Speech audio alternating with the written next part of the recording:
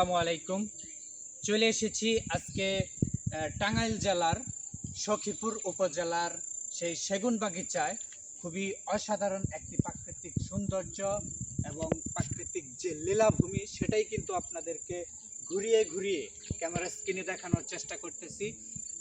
এবং আমি ক্যামেরার মাঝখানে আছি জিএ টিভির ব্যবস্থাপনা পরিচালক এমডি গোলাম আমিন তালুকদার।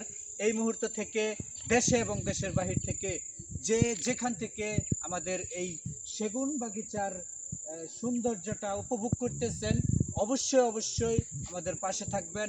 কোনো এক সময় কোনো এক ভিডিওর মাঝখানে কোনো এক নতুন রিসোর্টে আপনাদেরকে আবারও নিয়ে আসব। সকলে ভালো থাকবেন, সুস্থ থাকবেন, সেই প্রত্যাশায় আজকের মতো বিদায় নিচ্ছি। জিএ টিভি, গোলাম আমিন, সেগুন বাগিচা, সখীপুর, টাঙ্গাইল।